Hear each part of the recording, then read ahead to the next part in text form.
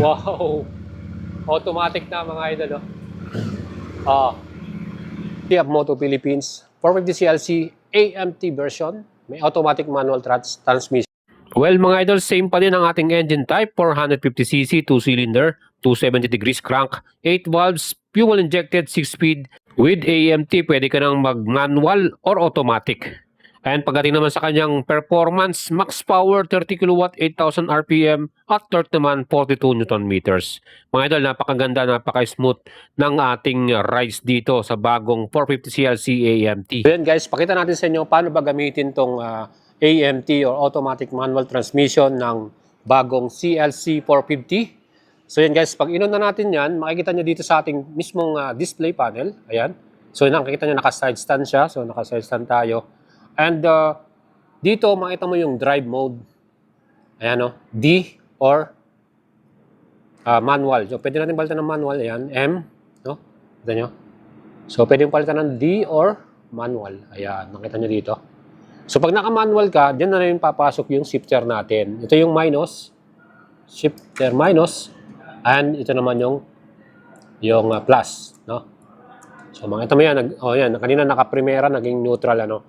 So yan guys, makita mo yan dito.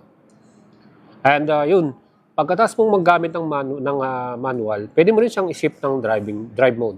Ayan. So drive mode naman, bago ka mag-start, kailangan mo munang mag-shift ng isa, ng primera, no? Dito. Mag-primera ka, and then, bago mo mapatakbo to, at automatic na yun, dire-diretso na. So ganun lang siya mga idol kadali, no? So you have two options, manual, na gagamit ka ng shifter, minus and plus, up and down, and then meron ka namang driving mode na automatic na. Puro ganyan ka na lang. Puro throttle ka na lang dyan mga idol. So again, nakita dito sa ating AMT natin, makita nyo. Ayan, ito yung AMT or automatic manual transmission na nilagay nila dito. And nakita nyo, nawala na yung ano natin dito, yung clutch natin dyan. So yan, yung pinaka shifter natin, ano. Yan, nawala na dyan. So, minsan maninibago ka, kung sanay ka sa manual na bike, nawala na yung sa paa eh. Parang susungkit-sungkit ka, di ba? So yan guys, yung pagkakaiba nila ngayon. And here, same pa din yung ating LED lights. Yan, nakita nyo? Sobrang, sobrang liwanag niyan, no? Wala silang binago dyan, same pa din yung style niyan, pati yung passing light. Yan, ito natin. Up and down. Di ba? So passing light and mga signal light natin. Ayan, so yan pa rin yung mga yung mga design nito, hindi nila binago. So, ang dinagdag lang talaga dito, yung ating shifter na automatic manual transmission. So, you can see sa likuran natin. So, kasama na rin dito sa ating pinaka-signal light, yung pinaka-brake light natin dito. Yung pagka, ginamit mo, no? So, dun pa rin sa ating, in-improve nila dito, yung disc brake ng likuran. So, naging 240 mm na yan. Nakita nyo? Mas malaki na yung disc brake natin. Before kasi 220 lang. So ngayon 240 mm na. Ayan. Saka in-improve nila yung bar natin. Parang lumapad siya. Ayan. So yung ating mirror, same pa din, bar and ayan yung ating front suspension, 37 mm telescopic inverted forks, KYB. And yung ating pinaka-brake, 320 mm disc, no? And J1 caliper for piston. Comes with ABS, no? ABS na yan. CST tires na may sukat na 130 90 by 16. 130 90 16 sa front tire. CST yan, tubeless. And sa likod naman, CST tire din. Ayan. Same size nito. 150 80 by 16. So nakita natin yung mags nag-iba, no? Ayan, meron siyang parang diamond, dito, stainless, no? Ayan, tapos parang bronze yung color niya, or gold yung mags niya. Dati kasi parang black lang yan eh. So yan guys, yung ating pinaka-pipe, same pa din siya, ng pipe natin, ng design, twin pipe, no? And yung pinaka-upuan natin, parang nagbago yung design, yung style, meron siyang parang white stitches dito, o white color na, no? Sa kanyang upuan, yan. Tangke pa rin natin, ganun pa rin yan, 12 liters of gas, no? Yan. So yan guys, yung ating latest model na 450cc AMT version. No, napakaganda nito. Ito na yung mga naghahanap ng pang beginner, pang starting, no, pang expressway legal. Sa mga lady rider, bagay na bagay sa inyo kasi wala na kayong pipindutin masyado dyan. Napaka-relax na at napakadali nang gamitin.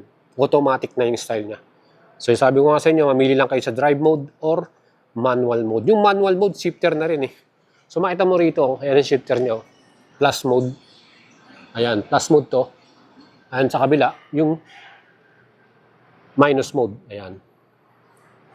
So yan guys.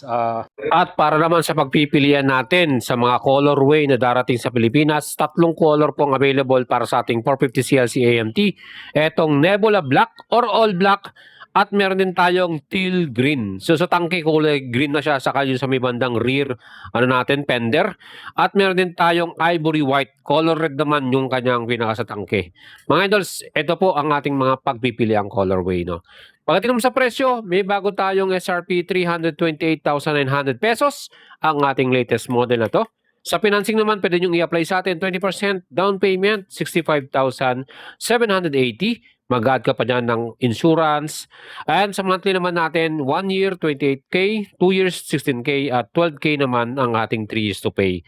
Again, estimated time arrival o ETA ng units, mga first week of June. Kaya pwede na kayo mag-apply mga idol sa atin para makabili na kayo. At ma-process na natin yung application nyo mga idol dahil kakunti lang daw yung darating na first batch. So unahan na lang yan. Sa mga idol natin na gusto mag-apply, mag-PM lang kayo sa ating Facebook page, Boyet Salabaria. And sa mga Filipino riders, siyempre perfect ang lote na to dahil mababa yung seat height, 705mm. Sa mga short rider, magaan lang din siya, 185 yung kanyang total weight natin, yung kilograms niya. Yan mga idols, ano? Bagay na bagay sa atin, talagang abot na abot natin, relax yung kanyang riding position. Well, magiging mabenta to lalo na sa mga beginner, yung mga first time mag big bike, 400cc up, at sa mga lady rider na gusto magkaroon ng big bike. Perfect yan mga idols dahil automatic na siya. And mga idols, huwag niyong kalimutang isubscribe ang ating YouTube channel dahil nakita natin sa ating analytics talagang kakunti lang po nakasubscribe. Mostly mga viewers natin, 15% lang ang subscribe sa atin pero 85% ay hindi pa nakasubscribe. Please support me and my YouTube channel mga idol. Please subscribe.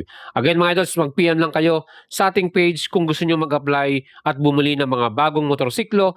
Yan po ay free of health advocacy natin yan, makatulong sa ating mga subscriber at follower na makabili ng kanilang dream motorcycle. So mag-glass tayo ng isa. Wow! Automatic na mga idol.